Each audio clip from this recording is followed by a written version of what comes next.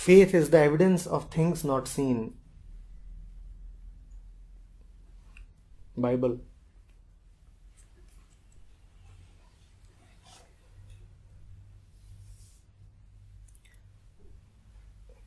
Question is, how would it be different from superstition? How would I know that I am not landing in trivia? A similar question was posed to Jesus.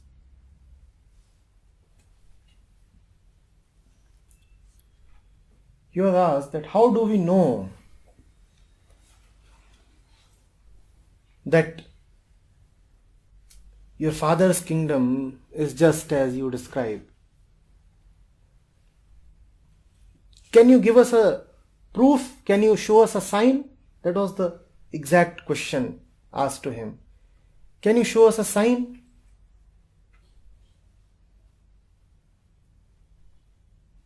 And this got Jesus upset. He said, with your faithlessness, you are asking this question. How will you ever see a sign? He walked away. He did not stop at that place. He just went away. He said, I cannot even talk to you.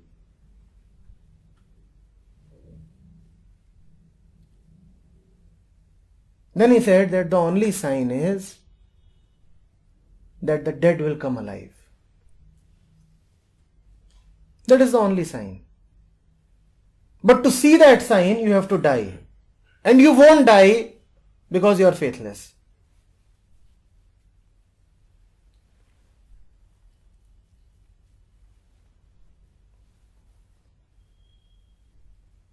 We have two kinds of occurrences in Bible. People come to Jesus and they say, here is my daughter and she is suffering from such and such disease. Can you please cure her? And Jesus cures.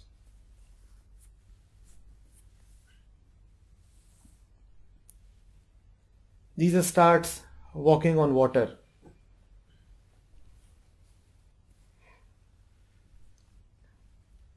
And his disciples on the other shore, they say, is it you, our Lord? He says, yes, it's me. So Peter says, how do I know that it's you? He says, simple. Come, walk on the river and meet me. You will know whether it's me. So Peter starts walking on water. And after some time, he becomes a little doubtful and he starts sinking.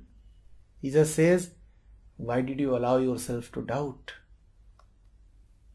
Now you will sink. Obviously, he does not sink. He is rescued. So these are one kinds of exchanges that Jesus has. People come to him with faith and miracles happen. And then there are the other kinds of exchanges where people come to him to test him, to question him, to pose doubts, and he simply refuses to entertain their questions. Those who come with faith find the faith affirmed, and those who come faithless get nothing from him. Those who come already deeply faithful that yes, there is the kingdom of God.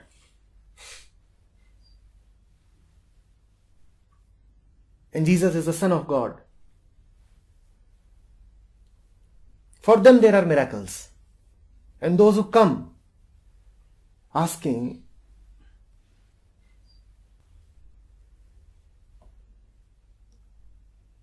after one such incident,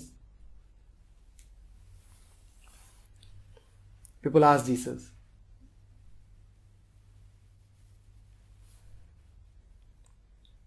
how did this happen? Remember, they do not ask whether it happened. They just ask, how does this happen? And he says, even if you have a little faith, the mountains will move if you order them to move. Even if you have a little faith, the mountains will move if you order them to move. Thankfully, the listeners do not ask how.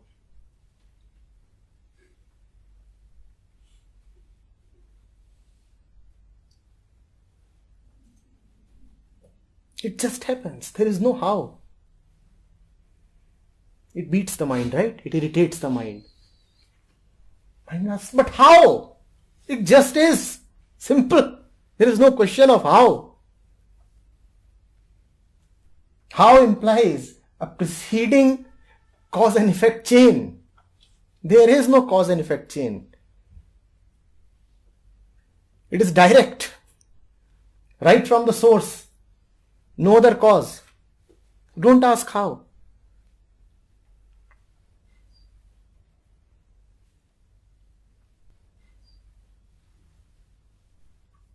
You see, you go out and you find elephants flying. And we often find the elephants flying. We have seen them, right?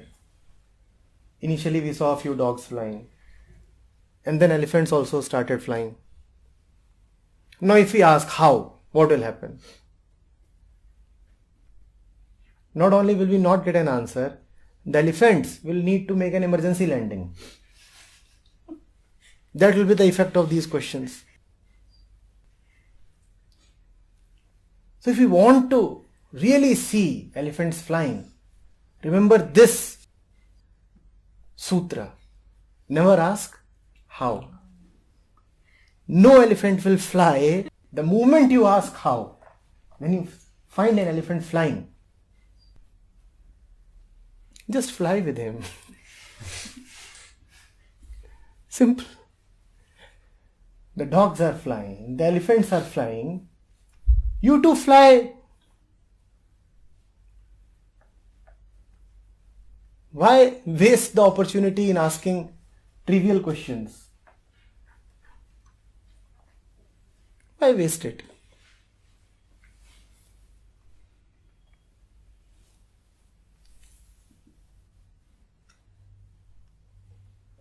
Things happen. They just happen. Don't ask how. So a large group of people come to Jesus. And there are these 3 or 4 disciples. They come to Jesus and they say, we don't have enough food. What to do? Jesus says, whatever you have, just distribute it in everybody. And the food is distributed.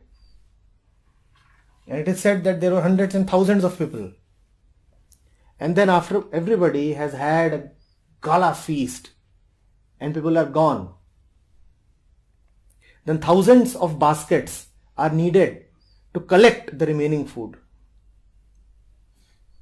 the leftover food. And when those people came, the disciples of Jesus had come to him saying, we have just a few breads, not sufficient to feed even 2 people, and thousands have come. He said, whatever you have, you distribute it. And now they are gone, and you require baskets and baskets to collect the remaining food. How? That question need not be asked. It is not a question of mathematics. You will not understand using the calculating brain. In fact, the brain will not understand at all. When you listen to this and you just smile, then you know that you know. But if you listen to this and you get all ruffled up, no, something is wrong somewhere. Maybe here was some quack trying to fool people. Then you are gone, finished. Nothing can be done.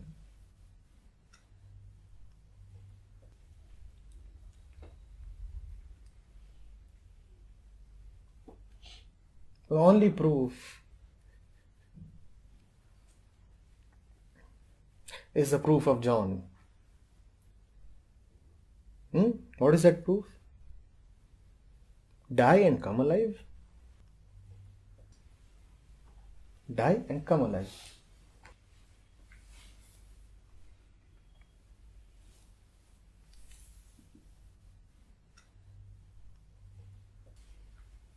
sometimes it seems to me that faith is about non-questioning. So, and I also discover that who will question? A skeptical, doubtful mind will only question. But in this regard, even belief is about non-questioning. When we start believing in something, we don't question. And even faith occurs to us that it's about non-questioning. So, what's the... Not at all. In belief, you are afraid to question because you know that questions will shake the belief. Have you ever wondered why you do not question your beliefs? Because you know that questions will shatter your beliefs. In faith, you play with questions. You say, come, keep questioning. Not that I have great answers,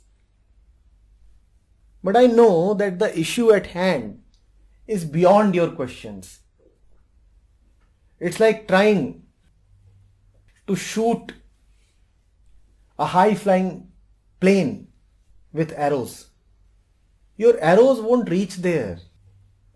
Your questions do not reach there. Belief is afraid of questions. Faith has nothing to do with questions. It is neither afraid of them nor does it invite them. In front of faith, if you toss questions, it won't feel disturbed. It won't feel disturbed. Faith would be disturbed and angered. It would react, sometimes violently. Faith just won't take those questions seriously. Do you understand the difference? Belief is very serious about questions. Serious about not allowing questions. Faith does not take questions seriously. Because faith knows something far deeper than questions. It knows a point that no question can reach.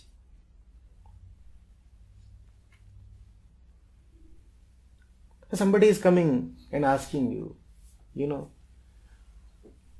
what is the smell of white? Will you start beating up that fellow?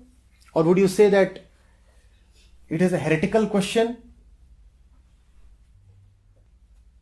Would you say that? I know your question is not applicable to the issue at hand. You are not even understanding what you are questioning. Would you send this fellow to jail for blasphemy? He came to me and he asked, what is the smell of white? You know very well that the questioner has no understanding of white. Otherwise he couldn't have been asking such a stupid question. So when somebody questions faith, all that faith can do is smile. Had you understood faith, why would have you asked questions?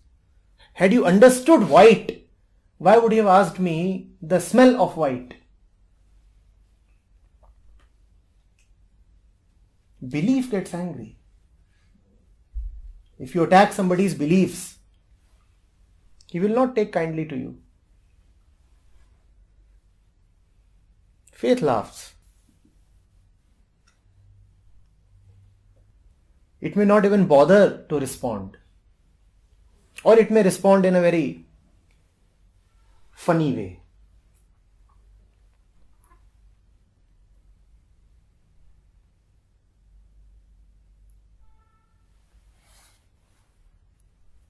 You remember Ramakrishna Vivekananda? Vivekananda says, can you show me God? Ramakrishna says, all right, today or tomorrow. It's a joke. Faith is able to joke with questions. Today or tomorrow. Do you know what Ramakrishna is saying?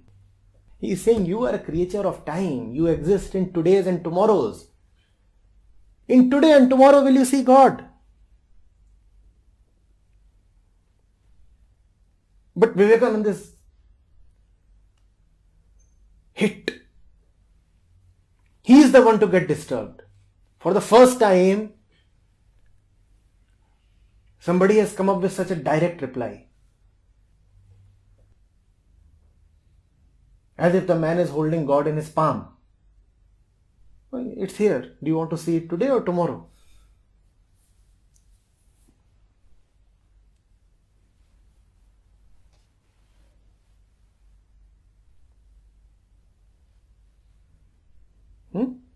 If you come across a man who calls himself a faithful and is yet very allergic to questions, then you should know that he is not faithful at all, he is just a believer. And if you come across a man who calls himself faithful and who is with great effort and great earnestness trying to answer questions relating to faith, then again you should know that this fellow is just a believer.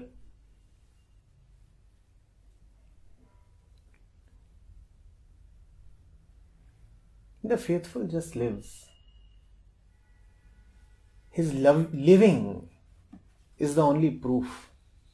How else can he answer questions? There is no way to answer questions using words.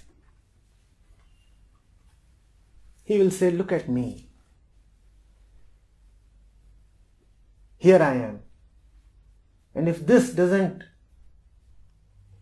bring you to faith, nothing else can. When my being is insufficient, then how can my words be sufficient? When you cannot listen to my silence, how will you understand my words?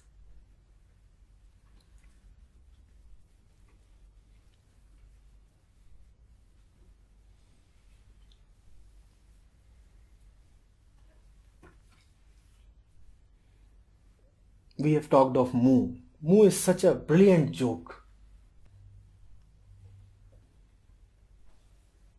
Only a very faithful mind can come up with such a thing.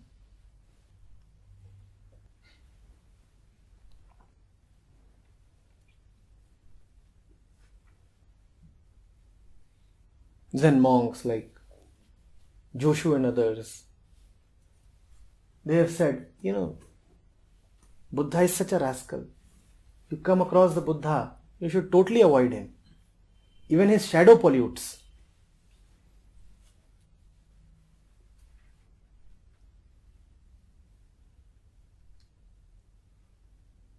And Zen is very categorical in not talking about faith. Faith is not a word that you can associate with Zen. In fact, they would mock the Buddha. They mock everything. Their entire life is a joke. And that is the mark of the faithful man. He jokes. How can he take you and your questions seriously? Bodhidharma, when people would come to speak to him, he would face the wall and answer them. So everybody is sitting at his back and he would face the wall and answer. Such great respect he gave to your questions. You can only joke with questions. What else can you do? Think of it. People have come with their most serious and important questions, and what is Bodhidharma doing? He is sitting with his face to the wall and the back to the audience, and he is answering questions. What else can you do? And this is the mark of a greatly faithful mind. Though again, remember, faith is not a word to be found in Zen vocabulary. It is not a word to be found. It is the very essence of Zen, and that is why the word is absent. When it permeates really, really deeply, then the word gets deleted.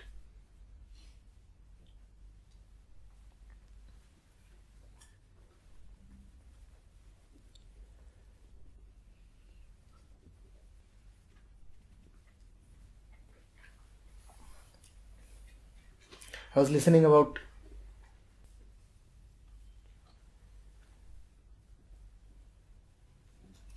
Aristotle.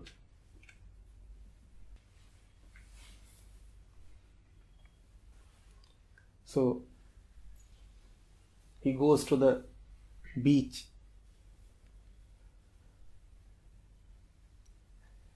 And there he sees a man who is taking the seawater spoon by spoon, one spoon at a time, and putting it away. So he asks him, "What are you trying?" He's saying, "I'm trying to empty the oceans." So it says, "What rubbish. Your spoon is so small and the ocean is so large. How will it ever happen?" The man just laughs. That is the reply of a faithful. He has done what he wanted to do. And Aristotle was a man of knowledge,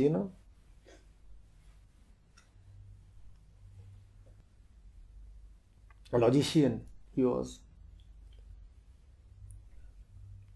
He is the father of Western thought. Logic. Spoon in the sea. Message is given.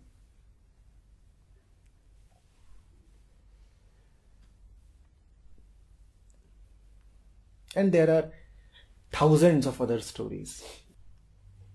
In no story will you find a question on faith being taken seriously. In no story will you find the words ever satisfying the questioner. It is impossible. Impossible.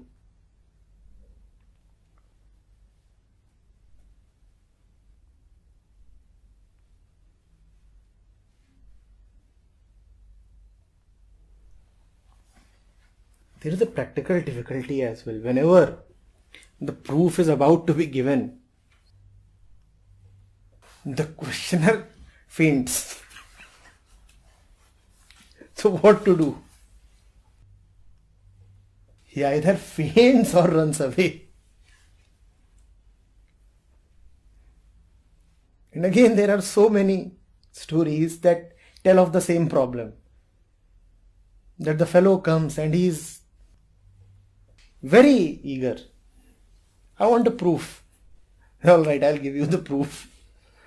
And the moment the proof is about to be disclosed, the fellow simply collapses. Now, how can the proof be given? Do you understand the meaning of this collapsing?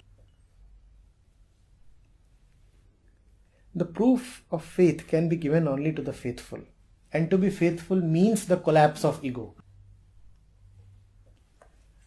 So the one who is asking for a proof, he will never get a proof. Who gets the proof? The faithful. And who is the faithful? The one who remains after this questioner is gone. So that is indicated by the word fainting or collapsing. At least on this, if a question is arising, there is a sheer proof that you're faithless. Forget the answer. If the question is arising, it is gone. And there is one more thing, like in different traditions. But you must, allow me. But you must still pose the question. Why? You will get a joke. That's how jokes are born. When faithless questions are posed. See, I am only half joking on this. Yes, questions on faith cannot have an answer. Yet those questions must be posed, because posing those questions would expose the stupidity of those questions. And that is the joke. How stupid this question was. That is the joke. So don't let that question fester. Expose it. Exposing it is important. It has already come. Now, can you suppress it? It has already come. Now that it has come, speak out. The minimum that you will get is a joke.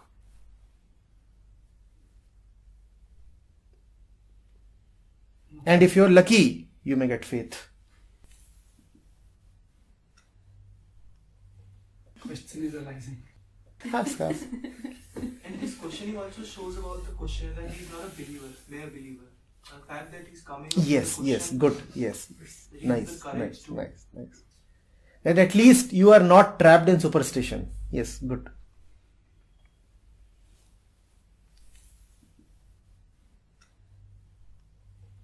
So do not misconstruct the entire dialogue to mean that questions are bad. Questions still have a useful role to play, right? If you do not speak, if you do not address those questions, if you do not expose them, then they will remain there and gain power.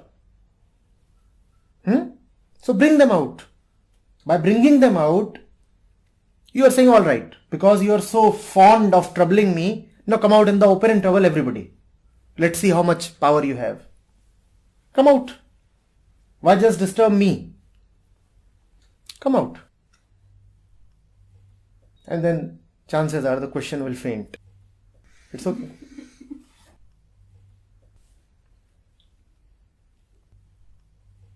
Have you seen this? Your most acerbic questions, your most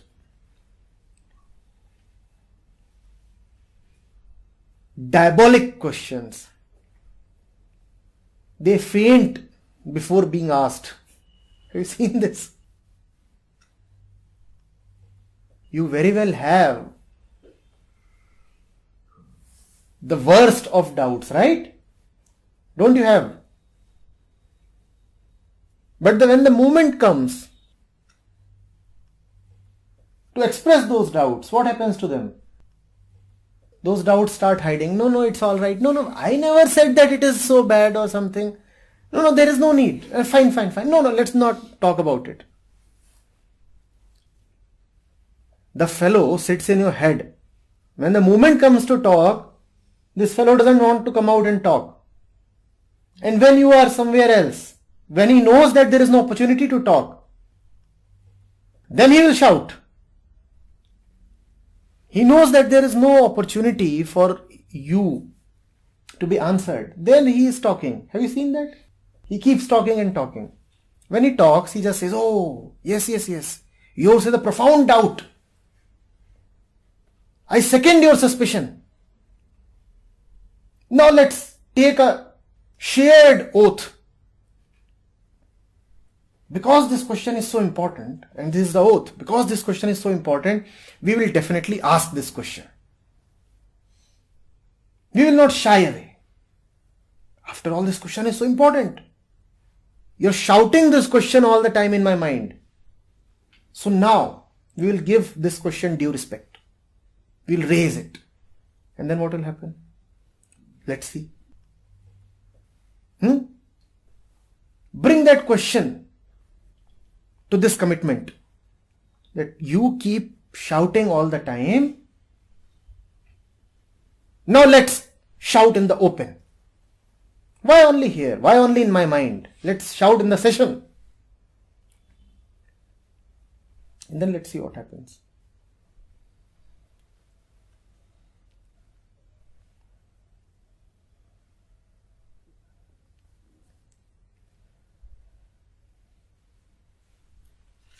So sometimes you don't question because you're a believer.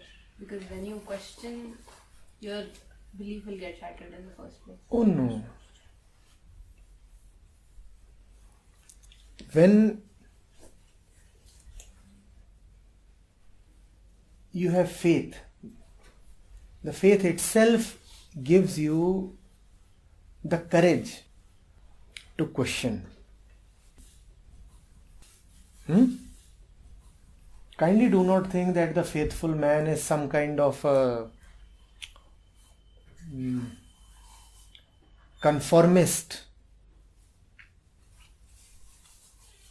an obedient conventionalist, who does not debate or argue or question. He does debate, he does argue, he does question. In fact, he is able to call into question even those things that are a taboo to be discussed in the open otherwise. Only the faithful mind can lay open everything threadbare. I'm not afraid. Let's talk about whatever you want to talk about. Let's talk about. there is another type of faithfulness. One is, how to say, it's in a genuineness, clear way, another is the negative way. Supposing somebody tells some X tells Y that you go and steal his material. That fellow does his, what I say, diligently, hopefully. It's also a type of a faith. You're talking about loyalty. Loyalty. Achha. See, in faith there is surrender. What is the difference between being loyal and being faithful? It's important to understand this. What is the difference between being loyal and being faithful? In both, you are saying that something is bigger than me. In loyalty as well as in faith, you are saying something is bigger than me. The difference is, in loyalty, you have made some worldly object bigger than you. In faith, there is only the one that is bigger than you. So loyalty would never be absolute and undivided. You would always have many masters. And you remember, because it is Christmas Eve, Jesus saying that a man cannot have two masters. That is what happens in the case of loyalty. You are loyal towards this and that and that and that and that and that. Partially loyal at all places. And sir, one more thing that you said that I saw in your video, honesty. One that you become bigger than, like if you take honesty that I am honest, then you are bigger than honest. Obviously. And in loyalty too, then you are bigger than loyalty. Wonderful, because you have decided to be loyal, and you can also decide Not to be loyal. not to be loyal, and you can choose To be loyal or not. and the object of loyalty. I am loyal towards this fellow, and there would always be conditions attached. There would always be conditions. I am loyal to him because he is my husband. I am loyal to him because he is my employer. This is not faith. Faith does not have an object. Can you understand this? Faith has no object. Yes. Loyalty always has an object. Loyalty always has an object. Faith is always absolute. Loyalty is not. Faith has all the characteristics of time and space. It keeps coming and going, changes with changing circumstances. Faith does not. It does not quiver. Loyalty is also very fragile. We have seen Very fragile, yes. It's like taking the membership of a political party. You can switch from one party to the other anytime. It's because you are fragile. It's because you are fragile. Well said. When the mind is talking so much, I've observed like whenever I have thousands of questions or at least 2 or 3 questions, I come to the session, I ask one, but it remains 3 or 4 going on at the back of the mind.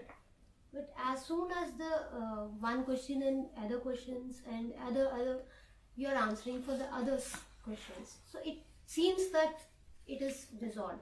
That means it is unimportant.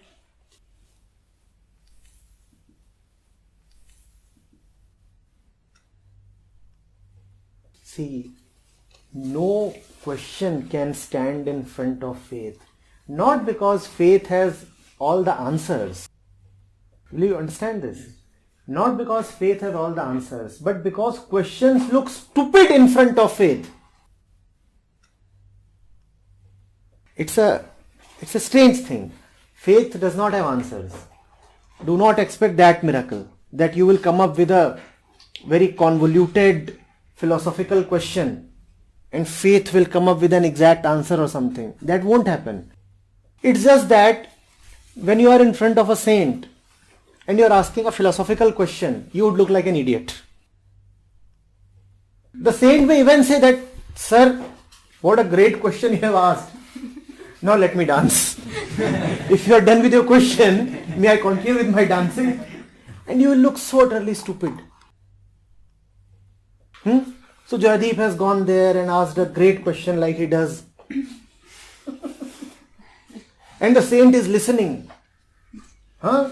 Wide-eyed. Oh my God. Such great question. Profound thought. And once he is done with the question, what does the saint do? He starts dancing. You wanted to ask a question, you have asked. Now let me dance.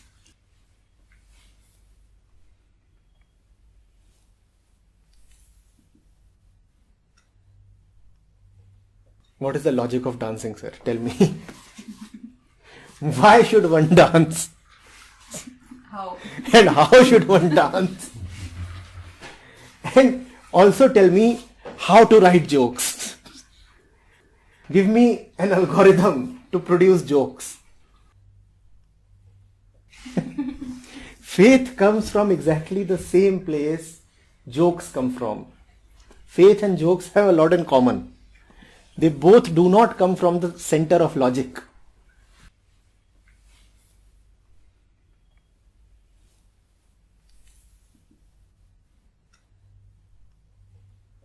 How will you tell this to the Japanese?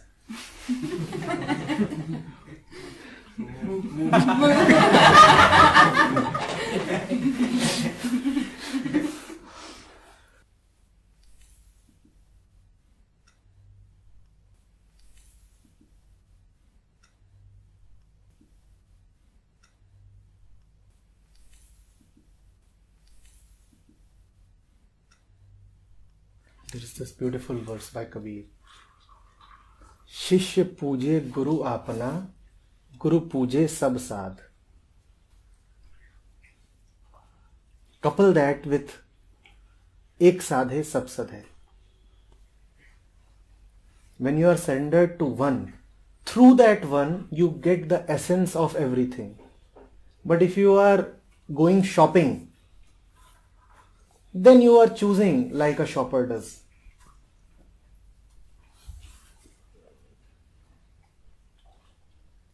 शिष्य पूजे गुरु आपना, गुरु पूजे सब साथ. So, in being surrendered to the one, you get the essence of everything. But in running around here and thither, you get nothing.